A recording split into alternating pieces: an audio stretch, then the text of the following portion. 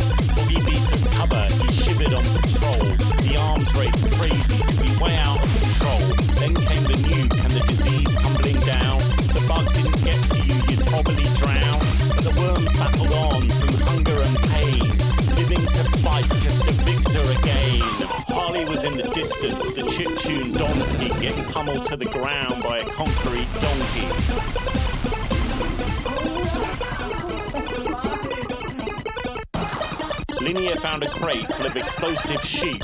She let one loose, but the hill was too steep.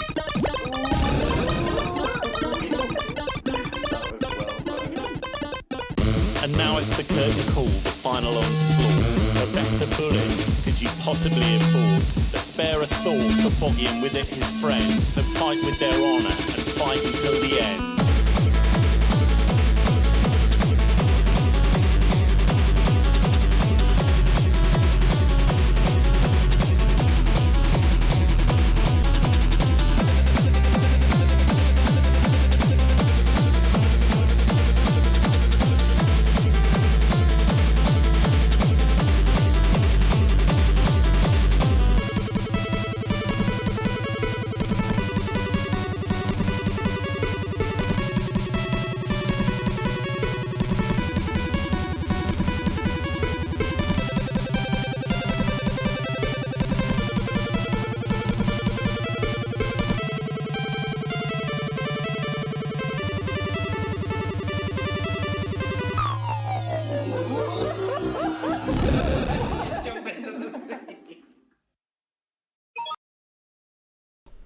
There we go, that was HarleyLikesMusic, gwEm's Armageddon featuring gwEm. A lot of love in the chat for that one. 3X Blast says this is sick. Chipzel says this fucks. DJ Disc Machine, oh sounds mad, and a banger. NE7, woohoo. 100 hand slaps as well, this rules. So yeah, lots of praise for that tune as well. Nice one to Harley and gwEm, a bit of a banger there. I feel like every track should have a gwEm interlude, if I'm being perfectly honest. And also during that track, 3X Blast gifted a few subs to the crew, so thank you very much, 3X Blast. That's massively appreciated. And I'll play one of your songs as thanks, but I was going to play your song anyway, but so thank you regardless. Right, before I play the next track, I'll do a little Worms related anecdote. So, when I was a kid, obviously these years ago, when I went to my auntie's house, the cousins had Worms on the PC, and I'd play it like it was, you know, you literally have to get the password from the manual and stuff like that, like proper Windows 95 it must have been, I think. So every time I went, I'd try and play worms, or at least ask to. The cousins I didn't see all the time anyway. So then, obviously, a while later, in between that, I got a PS1, which came with a various few games instead of worms. So the next time I went round to the house, I excitedly ran in and said, "Hey guys, I've got worms!"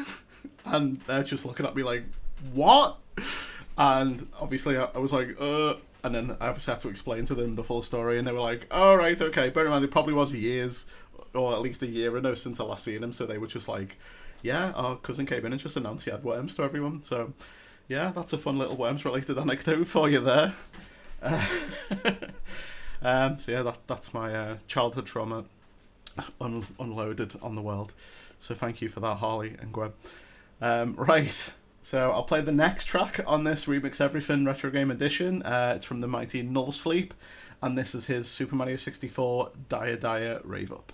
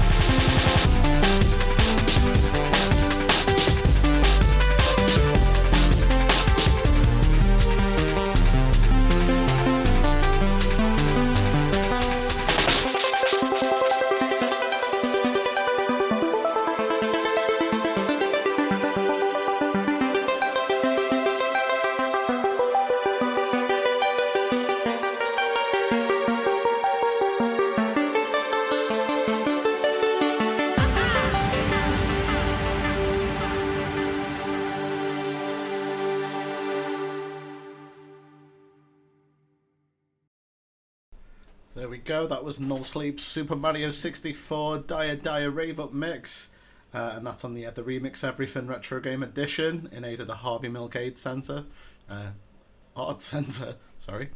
Yeah, and a load of people subscribed there. NE7 gifting the subs. Thank you very much.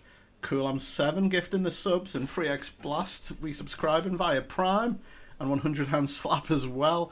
Wow, thank you very much, everyone. Keep them coming, yeah. Why not? Treat yourself, treat me. And if you got Amazon Prime, yeah, you can connect and give free subs at no extra charge. Well, 1 a month. So yeah, cool. Thank you very much. Yeah, people loving that track as well.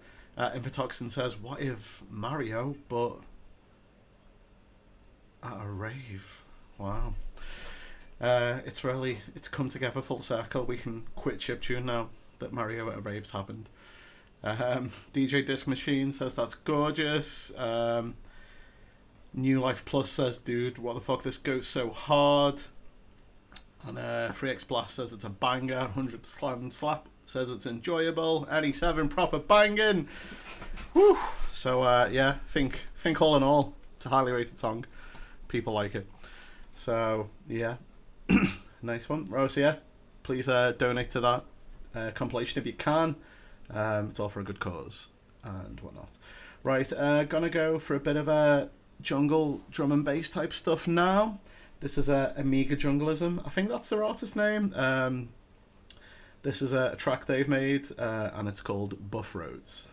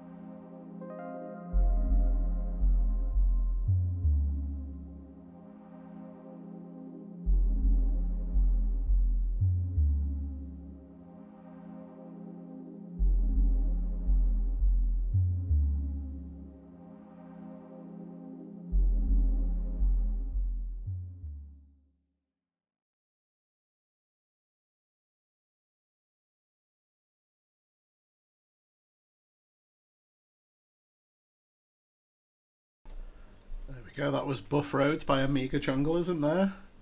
Good tune. People liking that one. Amiga and Jungle equals success as DJ Disc Machine. And FreeX Blast says we vibing for real. And enjoying the chords as well. And Impotoxin says blessed breaks indeed.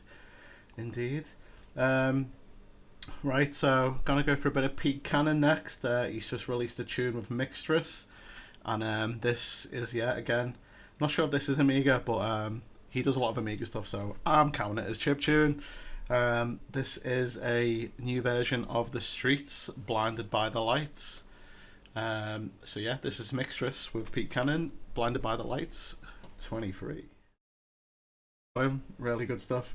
I was lucky enough to see him at Bangface the last 2 years. Yeah, absolutely incredible musician. So yeah, and lots of Amiga stuff as well. So yeah, shout outs to them. Got another little drum and bass for you before we move on to some slightly other different tunes.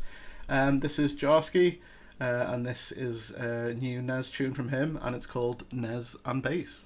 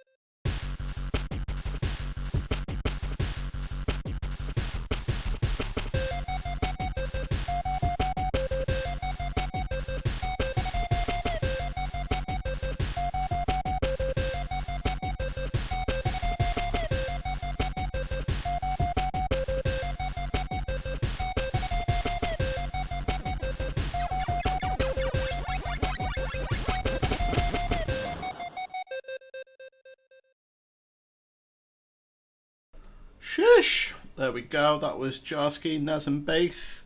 So we'll finish with a... Damn, son, where'd you find this?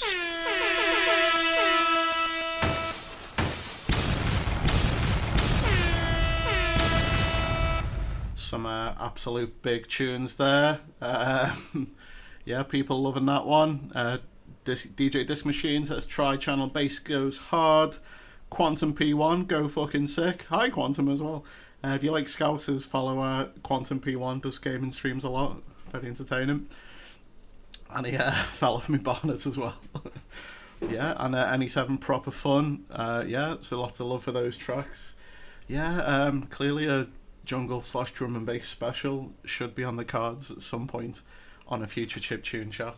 But we're gonna go slightly away from that now. Gonna go into a more digital fusion type of thing.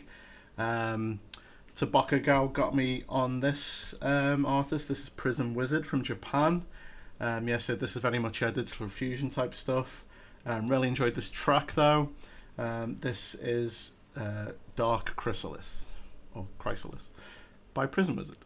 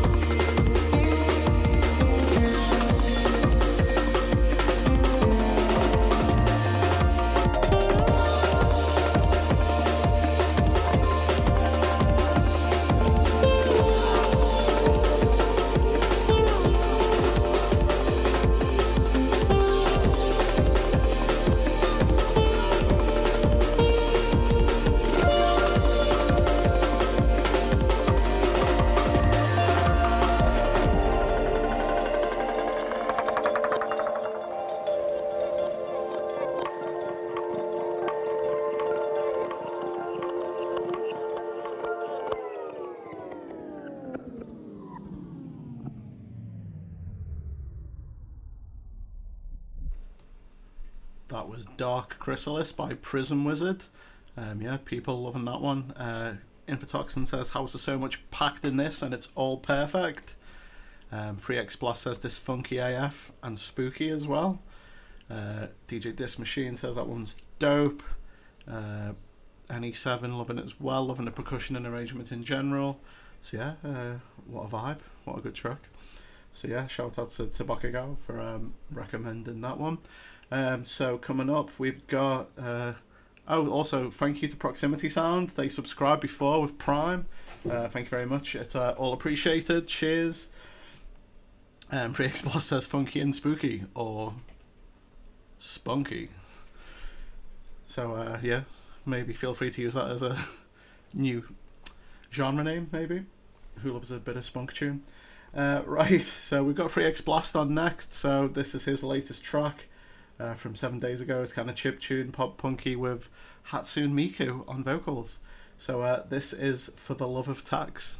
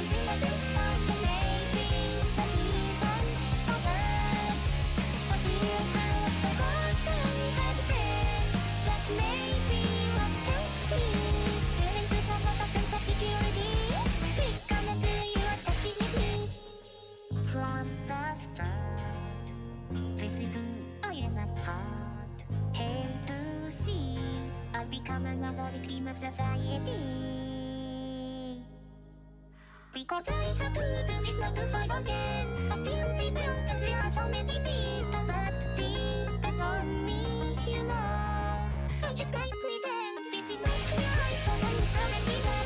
But this is where I can feel myself start to maybe that isn't so bad.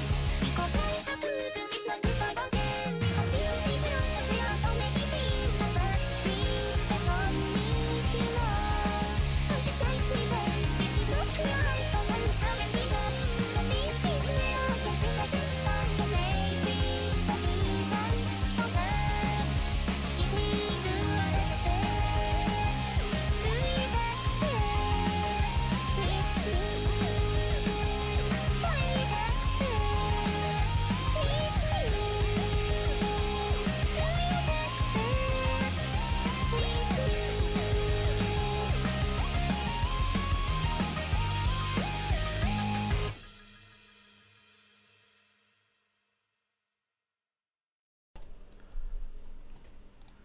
There we go, that was 3X Blast For the Love of Tax with Hatsune Miku herself on vocals. I don't know how you keep getting to do these collabs, it's fully sick. Yeah, people really enjoyed that one. NE7 says that was brill. And obviously, yeah, loads of people loving the lyrics and stuff as well, and various dancing emojis, which is obviously always a good sign. Proximity Chat says, so this is my first chiptune show, not sure how this works. Do you take requests? No, not sort of strictly. If you like message me on Twitter and that, definitely do send in stuff and I will have a look and hopefully play it. Especially if it's your own stuff, like, you know, I'm always down to play tracks, but I have like a track list sort of prepared per show generally. Maybe I can do a request show at some point down the line, but generally no. But definitely do send me stuff regardless, because, you know, I'm always looking for tracks to play in that. So hopefully people liked For the Love of Tax, because I'm about to play it again. So, sort of. So, Tobokegao as mentioned before. Absolutely love that track. And basically, the second it was released, said to 3X Blast, can I do a cover of this? And 3X Blast was like, yeah, sure. So Tobokegao whipped out a cover of For the Love Attacks. So, yeah, we're going to play that right now, because why not? This is Tobokegao's cover of 3X Blast's For the Love Attacks.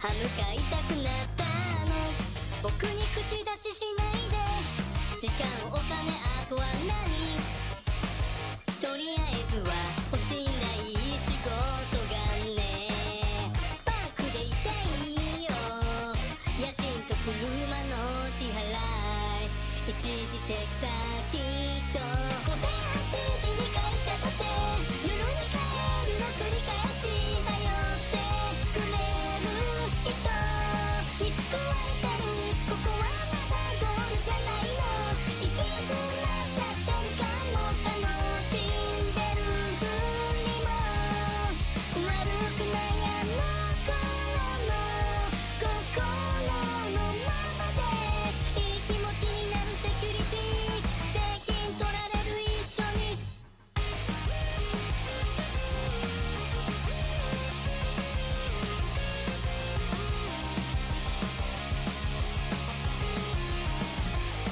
まだ戻れると思う本当に必要なら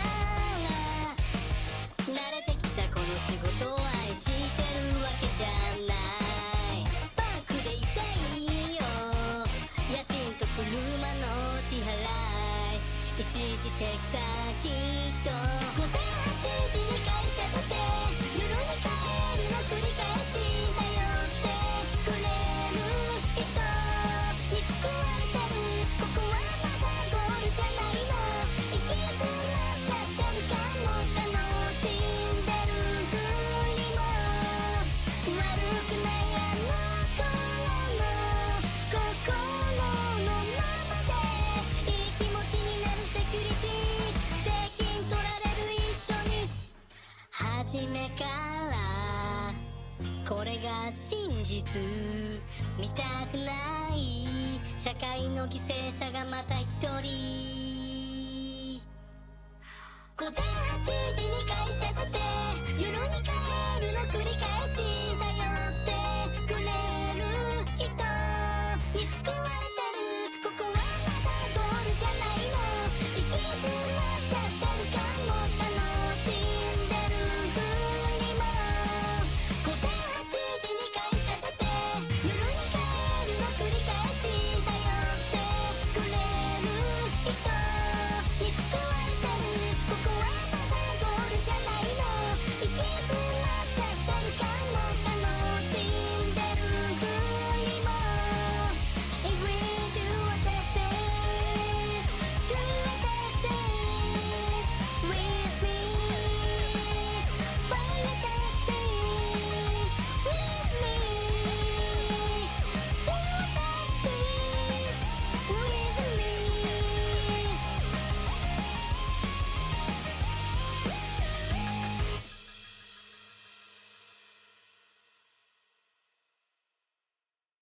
'There we go. So that was our second filler for the Love Attacks. That was Tobokegao's cover of 3X Blast.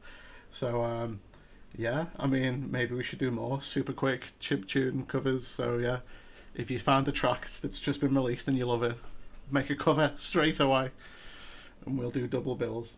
Right, I think it's time for the main event. We can discuss the upcoming shows and the tech news and that in a bit. But we're all here for Chipzel, let's be honest. So yeah, I spoke to Chipzel earlier today, just discussing a few bits and that.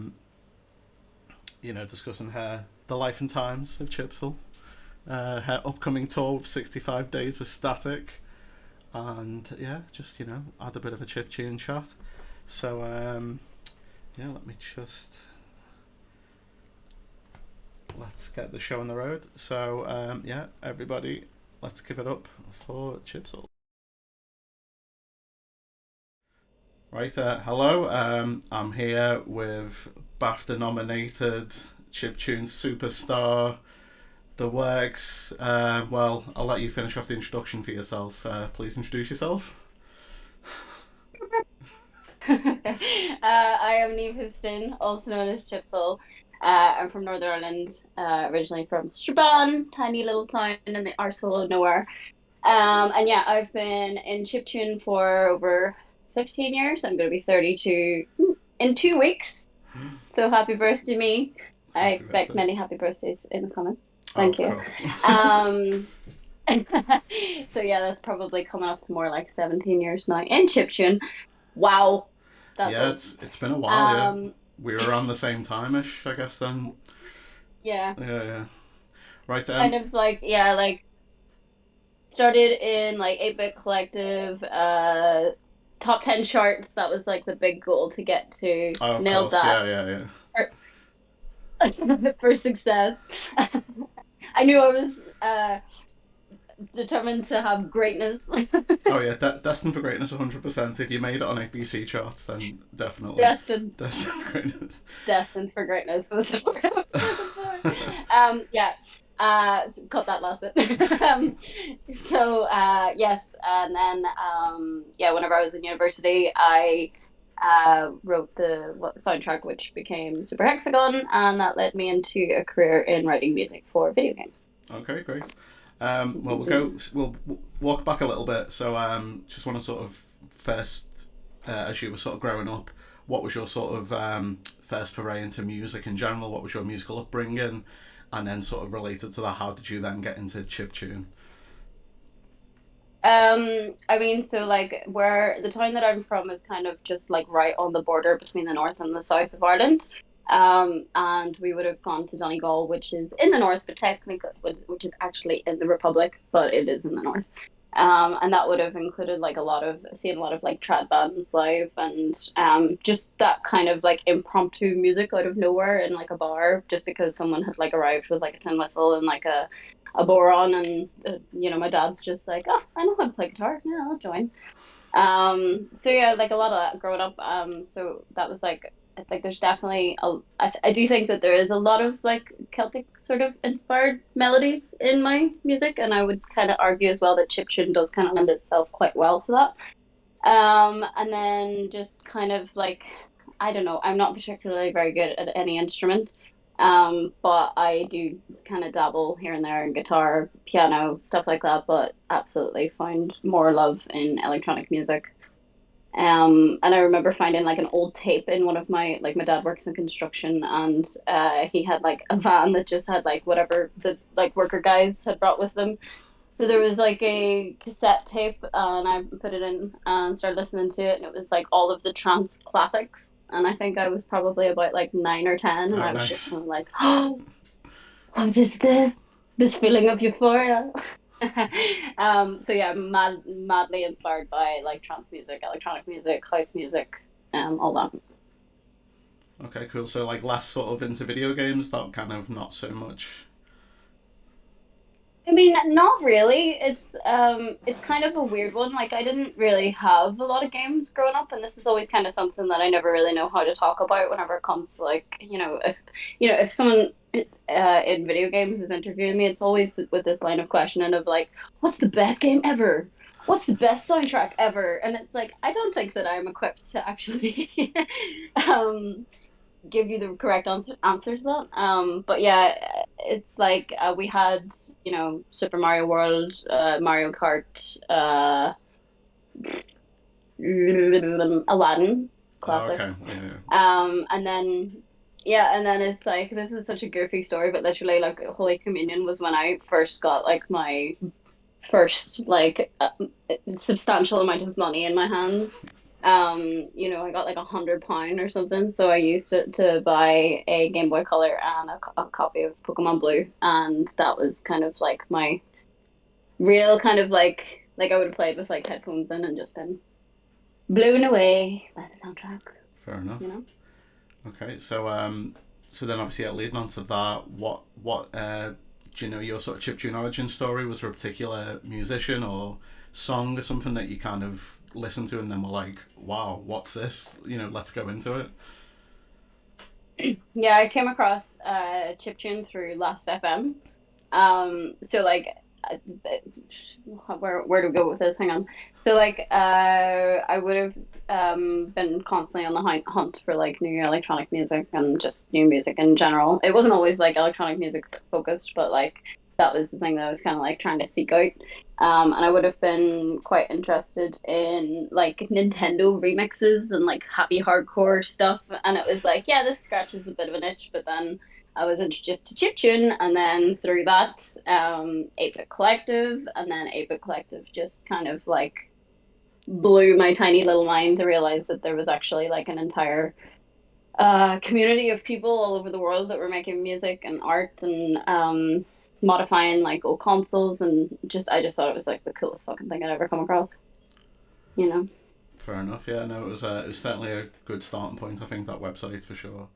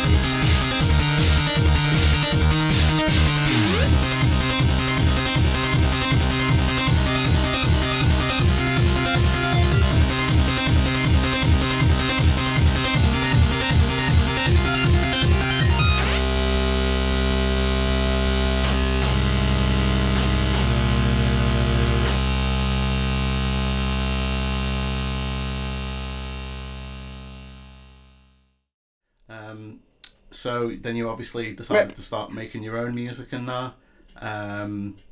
You know, what was like the initial reactions for people? Who were you playing it to?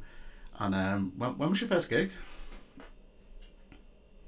So there was another chiptune artist in Derry. So I went to school in Derry, which is not too far from Strabane. People actually know this geographically now because of Derry Girls. Thank you very much. Shout out to Derry Girls. Great It used show. to be that it was like it used to be that it was like, I'm from Northern Ireland. People would be like, Belfast, and I'd be like, no, other side. Yeah, so there was a guy, Donal, and his alias was Fry Sandy.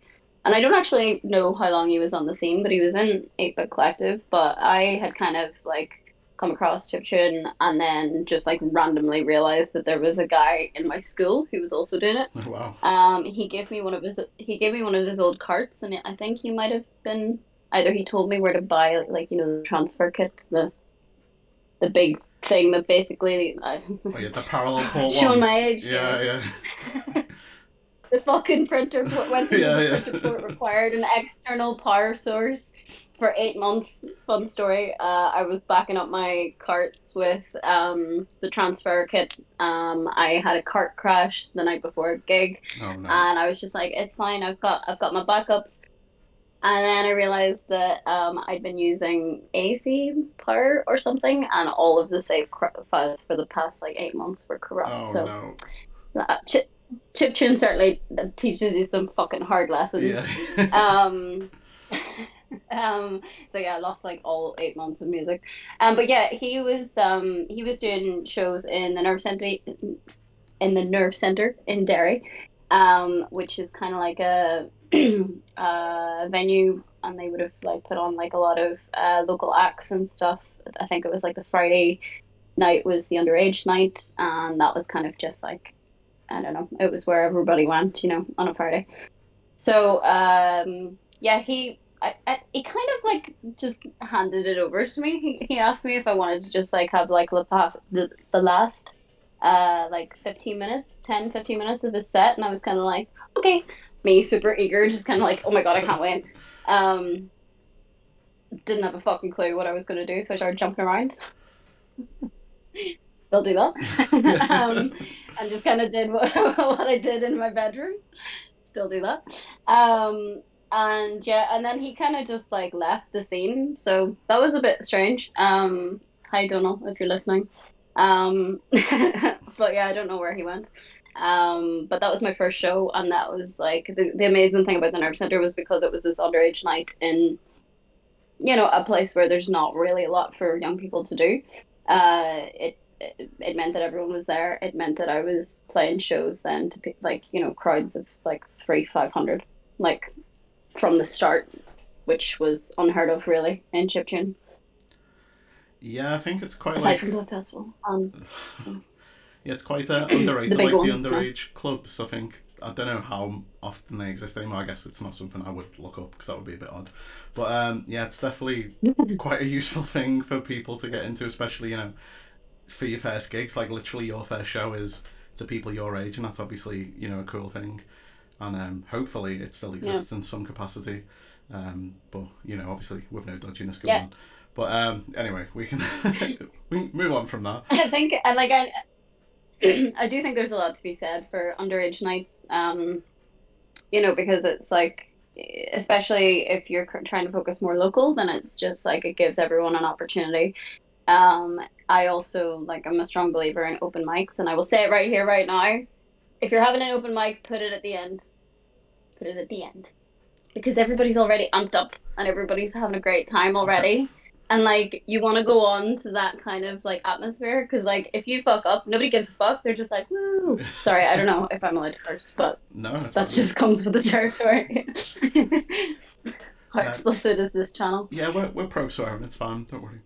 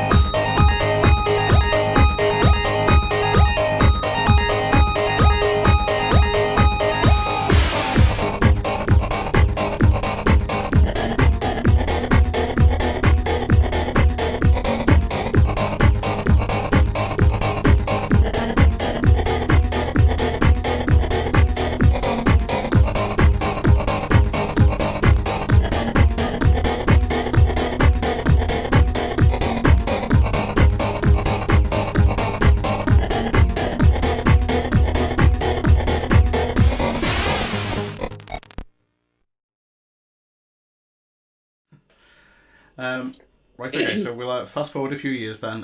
So you've obviously played a few gigs, done a few releases and that. How did Super Hexagon come about? So you didn't make that for the game, you made that and then they spoke to you about adding it into the game, is that correct? Yes. Oh, sorry, Alaska just plied past the laptop and knocked it over. I was maybe 19. I'd just gone to Liverpool, for university, and Shout out to Liverpool. John Murs represent. So I had written Courtesy, and I had put it on SoundCloud, and then I had performed at Blip Festival in that summer of my first year of university. Blip Festival New York. Huh? Blip Festival New York. Yes. Yeah. Blip Festival New York. Mm-hmm. Blip Festival New York, and Terry Kavanagh, who's the creator of Super Hexagon, had caught wind of my interview. I think it was on like Bite Jacker or something, Anthony Carboni and Nick Robinson, and that was like 2011 maybe.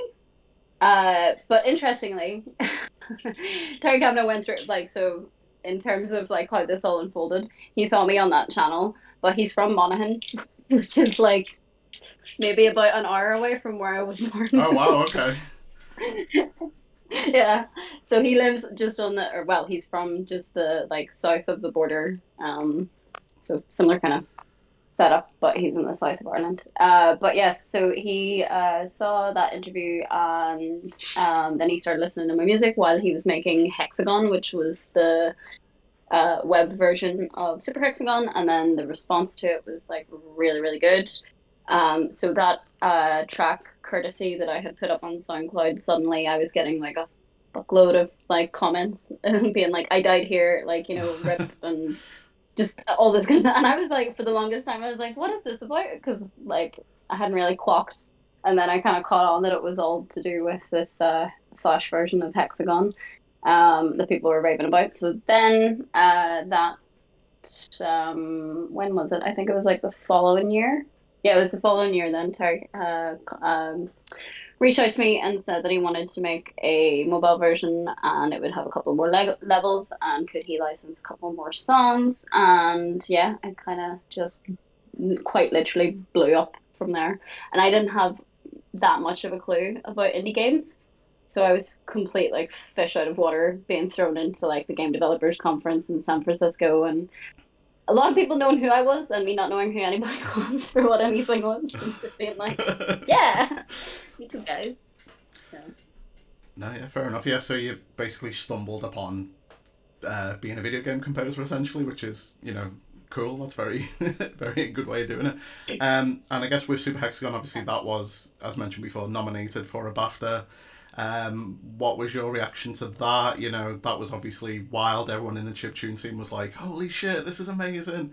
So what was your sort of thoughts at the time? And yeah, what was the reaction to, like, you know, you and your crew and that?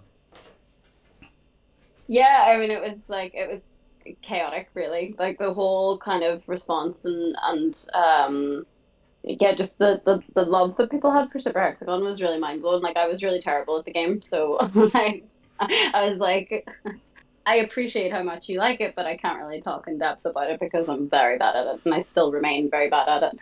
And when we were at GDC, we had to we had it showcasing at like one of the booths on the expo floor, and anytime Terry left, I was like, don't leave me to play this game and tell people what to do because I'm terrible at it. But it we were nominated for an IGF Independent Games. Wait, IGF. Sorry, brain. Maybe.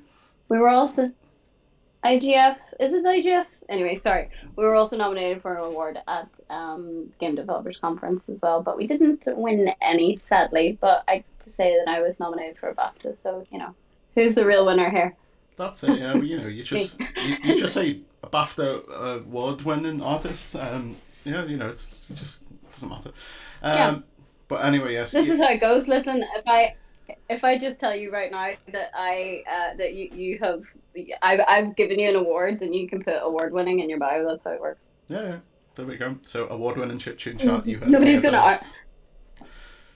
Yeah, nobody's gonna argue with you. Well, yeah. So you're one step close to an EGOT anyway. So I feel like chiptune needs an EGOT winner, but you know, it's small steps. It's all good.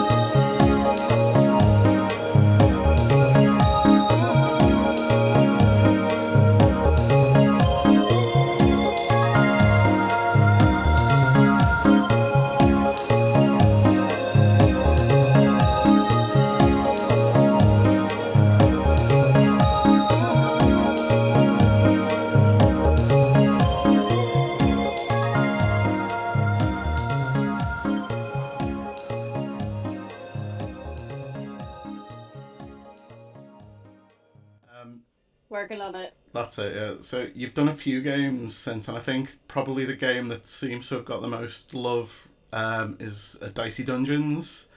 So what's kind of, I mean, maybe, I mean, I don't know, you know, it might not be that, but I feel like that's one that a lot of people talk about loads. How did that come about? Yeah. And I guess that was, you know, more, how involved were you in the sense of, you know, were you just told, can you write tracks like this, or did you have like any artistic input in that sense as well?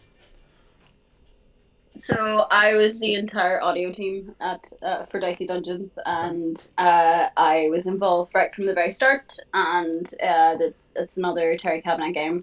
So this was Terry and I coming together and introducing Marlo Dobby to the equation, who is absolutely phenomenal, and I love her so much. She's like a sister to me. And it's there's like extra people on the team as well that we couldn't do without, but that's kind of like the core three. So I was responsible for everything audio, which was, I'm not gonna lie, one of the most stressful things that I've ever done in my entire life, and it almost broke me, but we did it. We got there. The game was in early access after maybe 2 or 3 months of just chatting and working.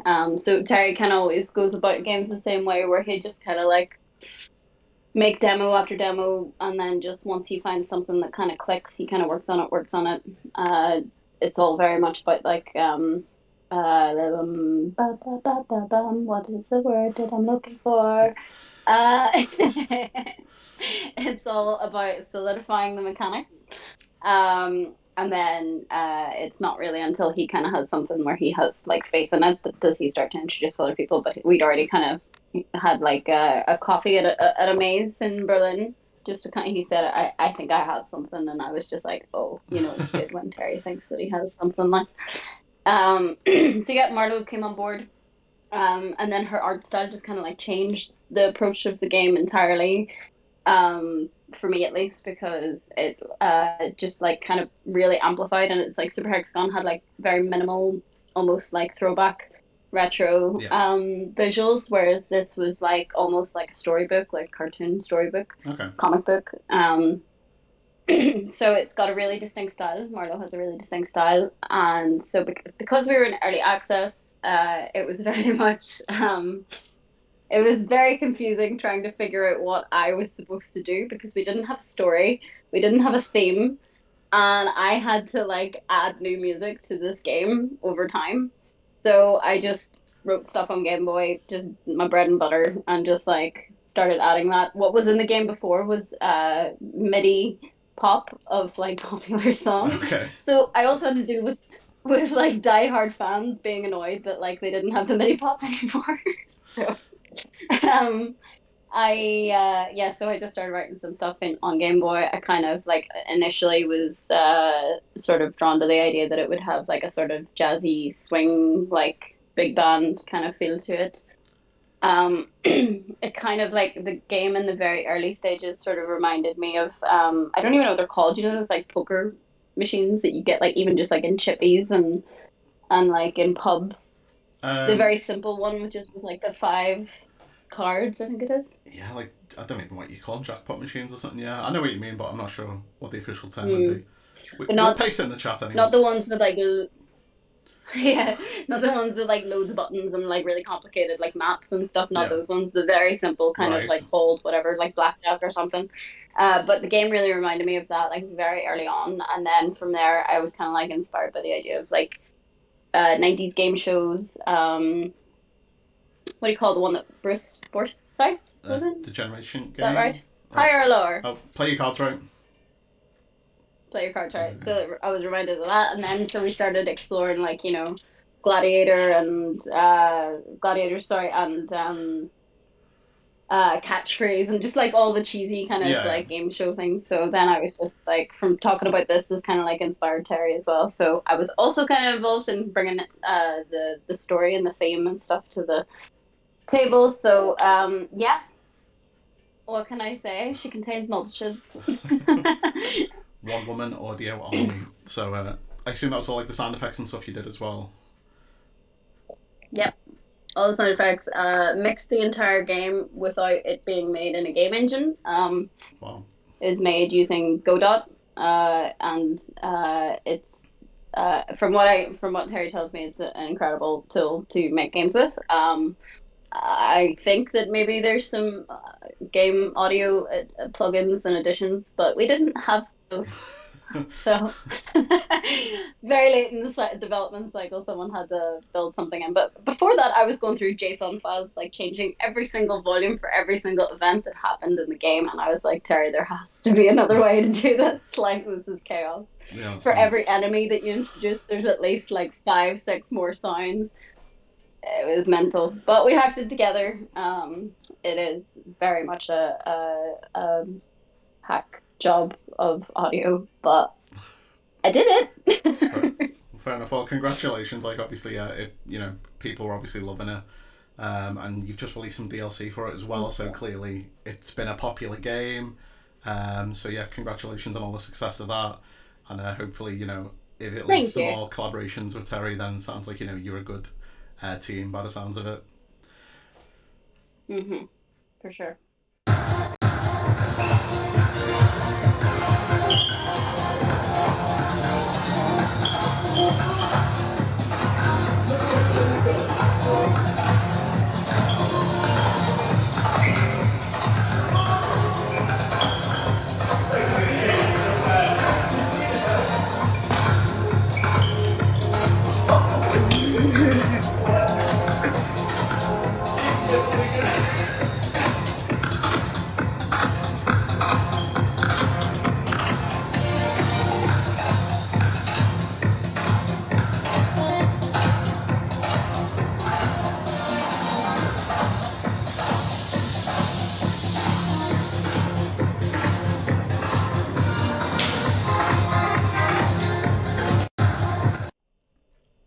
So I guess another game that looks like it's happening sort of it's early stages at the moment is Tire Laces.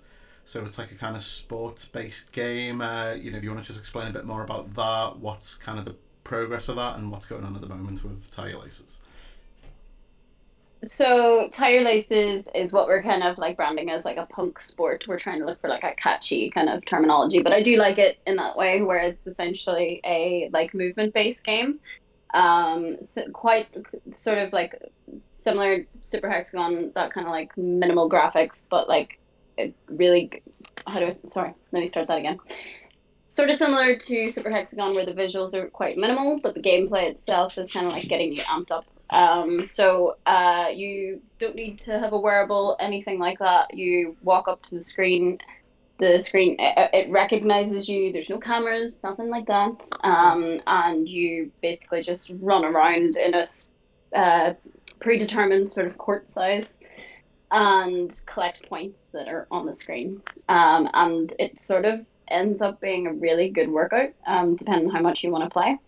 I received funding from the Northern Ireland Arts Council to continue working on the prototype, which we debuted at Render Festival in Belfast in February, and it was really, really, really well received.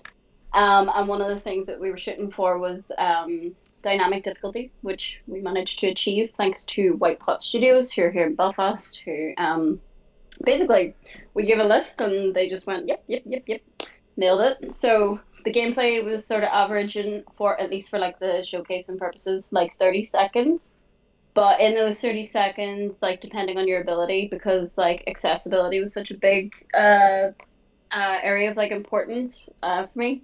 I was very keen to get this dynamic difficulty setting where basically if you're gonna be at a walking pace or like a slower pace or whatever, you can still enjoy the game and still achieve like a higher score, and it'll still be like challenging for you if you play it again. So yeah, I did the sound effects and music for that, and also heavily involved in sort of like the creative direction of it, which has been a fun glow up. No, fair enough. Yeah, it sounds really interesting because, like, I guess there's loads of video game kind of, well, I guess gimmicks. I don't want to say that as a word, but you know, like sort of video game tools, like you know, the Wii obviously had the motion bars and the Xbox had the Kinect and stuff like that. But I guess a lot of it's kind of hampered by being in a living room. So the fact that your game's kind of like seems to be more, you can only play it like outside or at certain events. That seems like a kind of good thing to get people involved. It's like a good sort of spin on it. So really interesting to see how that's going to sort of pan out.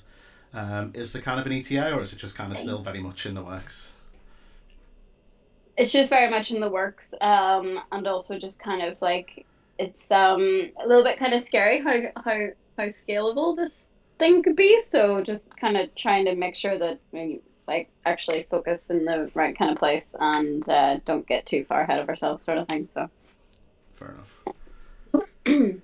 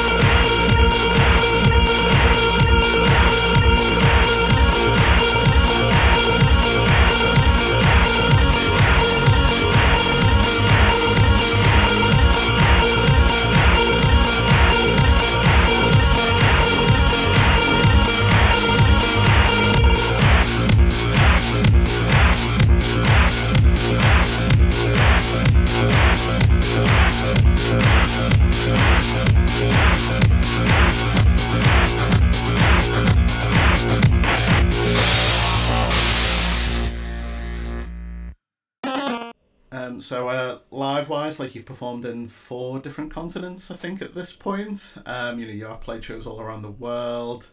New York, Tokyo, most importantly Liverpool as well. Yeah. So obviously but I think you're now going on tour with 65 Days of Static, who are doing a UK tour to promote the 10-year anniversary of their album. So how did this come about, and is this like the first time you're going on a proper tour? It is actually the first time I'm doing a proper tour. I usually just like fly to and from places, mostly because I've never wanted the headache of having to like plan the whole thing. But I have a manager now, which is amazing. It's very nice. I feel very supported and looked after for the first time in a very, very, very long time, because it's been such a solo job up until now. But the tour, yeah, it'll be my first tour. So the tour kind of came about. I met Paul from 65 Days of Static on a panel at an event in London. I can't remember what event it was. So I met Paul from 65 Days of Static at an event in London where I was on the panel with him. And from there I kind of just like gushed about how Radio Protector has been one of my favorite songs since I was like 15, 16 when I first heard it. Yeah, just kind of every so often over the years I just kind of would send an email and be like, let's do something together. And he'd be like, yeah. And then you know how it goes. So yeah, then they requested me for the tour, and it's happening next week. Yeah. So very exciting. So, we're also going to be doing the travel lodge tour, as I call it, because we had to like try and get like all the accommodation under like a certain budget, and I completely forgot that the travel lodge was so cheap and existed because it's not on like Booking.com or anything. So you forget. Fair enough. This message is sponsored by Travelodge. Shout out to Travelodge. Management at chiptune.chat. Send an email. We'll get it sorted. So I will rep you. I will wear the. Yeah. So obviously at live sets, you've kind of, with the festivals, it's always been like, I guess festival sets obviously are a certain time. Have you been given a set time? What are you planning to do? Are you spanning the breadth of your career? Is it new music? Is it what's your plan for the tour, like music wise, and merch wise as well? Do you have any merch? Merchandise, yes. Please buy it. It will help make up some of the costs because there's no money in touring. All the money is in merchandise. Hello, Alaska. Hey. Give me a kiss for the camera.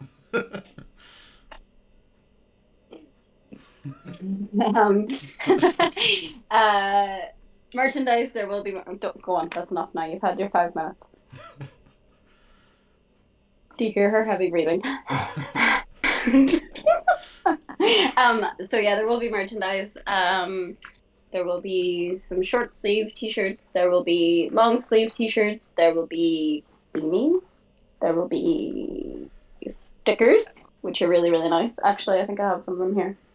I don't want to get up on wearing shorts. I'm not putting my butt on the stream.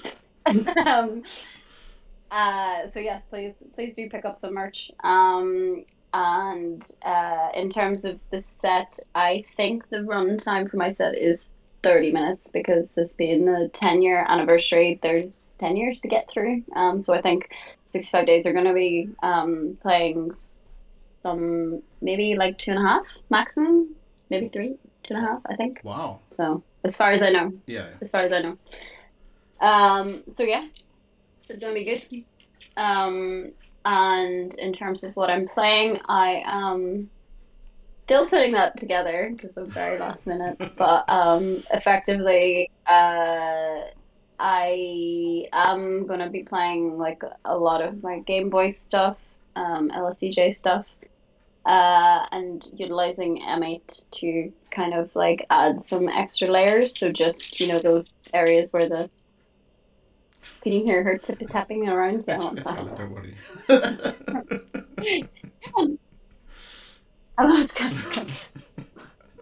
Go. The real star of the stream there. I know, right? Shout outs It's to like, Alaska. wasn't me though. So yes, so just utilizing the M8 to sort of like have some of those like layers underneath where the Game Boy kind of doesn't perform as well with like some sub and just like making it a little bit more clubby. Hopefully, I don't know. I'm working on it. Okay, well, fair enough. Yeah, I'm obviously looking forward to it. I'm going to the Manchester show, so I will see you there. Hopefully not too busy to say a quick hello. But yeah, no worries. Oh please. I mean, there's 2.5 hours of the band. It's fine. We'll have a smoke outside. Please divert all queries to my manager. And then you're my bouncer, so you can be like, oh yeah. listen, I've got the full team. Right, okay. I think just got like 2 more questions before I go. I think everyone's gonna ask this, or everyone will want me to ask this. When's the new album dropping? What's going on?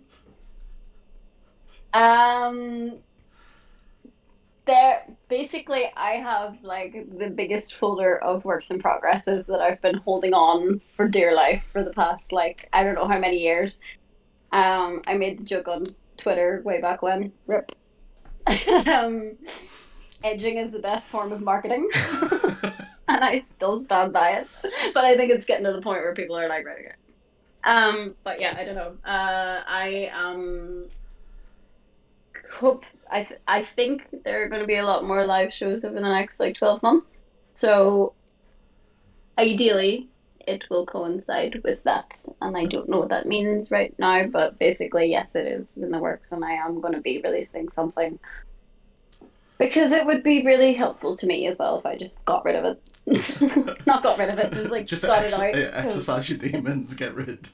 Just literally, like that's how it feels. Like I don't know if music feels like that to other people, but it really does feel like that. Where it's like I have done this thing, I need to now just yeet it out of there. So.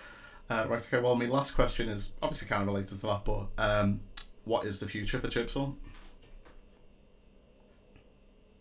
I really don't know. It's kind of like I mean, like I just did like a podcast with BBC. Where did that come from? Like I was learning how to be like a presenter and stuff. I was kind of sitting there the whole time like, what am I doing? Yeah, the weird ways in which Game Boys have like brought me to very strange circumstances. But a lot of I would really like to just focus on music in whatever shape or form that means, and kind of like with the tire laces stuff, I would really like to sort of work on something that feels a little bit more like meaningful and actual in real life community based. Okay. I think it's very important. I think we've lost a lot of that from the pandemic, and I do see us, like we are trying to get it back, and we've all kind of come back with a vengeance in a way. But I think, yeah, that's very important to me. Just real life, touch grass. There we go. So the future of Chipzel is touching grass. That's our takeaway Touch for grass. this evening. Well, words of wisdom. Exactly. Well, thank you very much for spending some time with me. I'm sure you're busy, preparing for this tour, as you've said. So the dates are, so starts Thursday the 14th of September, and you're hitting up Glasgow, Manchester, London, Bristol and Brighton, all with 65 Days of Static on their Wildlight 10-year anniversary tour. And then you're playing Sheffield later on in October as well. So yeah, thank you very much, Neve, aka Chipzel. Cheers. Thank you. Bye. Always a pleasure. Bye. There we go. So that was the interview with Chipzel. Thank you very much for tuning in for the chiptune.chat. Not got too much to go now, and we'll love you and leave you till next week. So yeah, this is the upcoming shows bit. I mean, as we've just discussed, the upcoming show, I guess, is Chipzel supporting 65 Days of Static, as stated. So yeah, starts next Thursday, aka 14th of September 2023, And that goes, Glasgow, Manchester, London, Bristol and Brighton. Bring some extra money for merch if you can. And I'll be at the Manchester show, so say hello if you're there. I'll try and bring some stickers if I can find them. So yeah, go and see them. And I think that's kind of it. There's a lot of shows here that have already happened. Right, Singapore, the 16th of September, next week. So the Binary Presents Tech Revolt is happening. And you got Nemesis, Plastic Bones, Sludge Feast, Snoop Troop, Microchip Terror, etc., etc. Ton of acts there. 5:30 start. That'll be a belter evening. Shout out to the Singapore scene. And yeah, I think that is. Again, if you are an artist and you're playing a show, it doesn't have to be like a fully chiptune show. Chiptune adjacent and whatnot is absolutely sound. Find me an email. I'm always after finding out about more shows. Send me, the poster, a bit of blurb about the show I can paste on here, and then I'll post it on Chiptune Shows, Twitter, Instagram, etc. This show is happening in Tokyo, Shibuya Pixel Art, the 17th of September. So, you got a lineup and a half there. Chip Tanaka, Sexy Synthesizer, Tobokegao, Ray 8-Bit, Piccolo, and then you got visualists including M7 Kenji, Ru 8-Bit, and, again, absolute belter lineup there. So if you're in Tokyo, Japan, go and see that. And the Sheffield show with Chipzel again, Friday the 6th of October. You've got HarleyLikesMusic as well, and Pizza Hotline. That's over part of the Sensoria Festival. So that'll be a belter show as well. And again, I think that's pretty much it. A bit of tech news. A quick bit of tech news. Nordish Sound, who I've played a few tracks with on the show previously, he's just released a C64 chiptune goat tracker tutorial about the bass drum, bass and snare. He's done a few more as well, like a starting tutorial. So if you're ever interested in making Commodore 64 SID tunes, you'd probably be a good place to start there. Goat tracker I think is a bit of a difficult one to use, to get into, so Nordish Sound's hopefully going to help you out if you want to learn a bit of C64 stuff. So not much more chiptune tech news. But again, if you've got anything, always send me stuff. I'm always after, more info. Email is always best, CalmDownKidder@gmail.com. I'm also, Twitter as well is quite good. I'm quite active on there, but email is always best. We'll play a From the Vault. So I thought I'd go for a kind of infamous chiptune. This is Acidjazzed Evening by Tempest. This one's particularly famous or infamous because Timbaland ended up nicking it for Nelly Furtado track. So if you're listening to it and you're like, this sounds very familiar, this is why, because he straight up nicked it from Tempest. So this is the last track of the evening. This is Tempest with Acidjazzed Evening.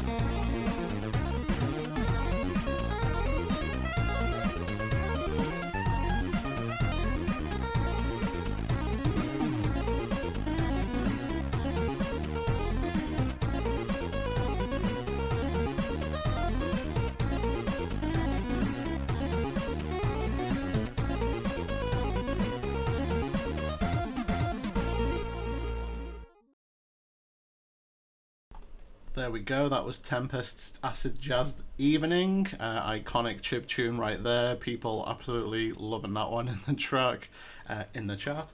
So this is Wendy, says goated song. Nudie11 says the song is so fucking good it hurts. Which, I mean, you know, that's big praise.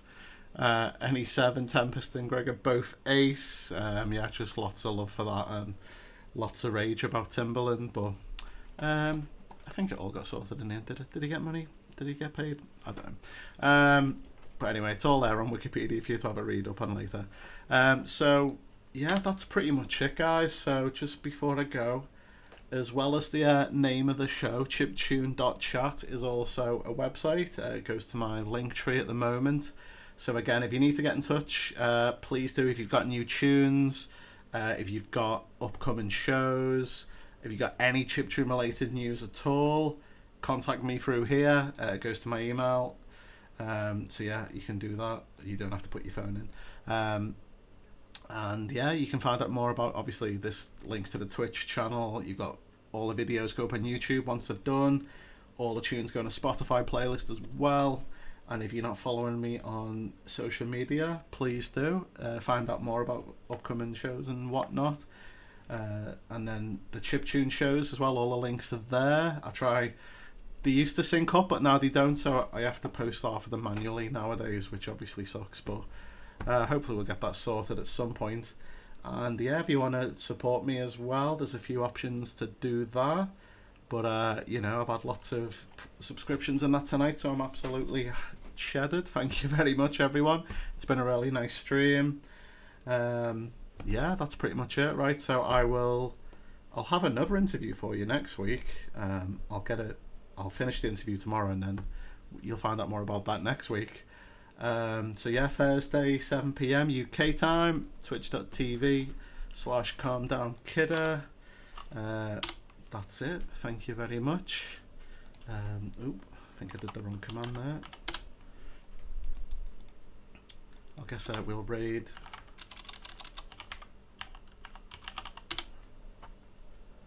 Yeah, there we go. So yeah, I'm gonna raid Chemixel in a sec. But yeah, thank you very much, everyone. See you next Thursday, 7 PM. Thank you very much. Bye.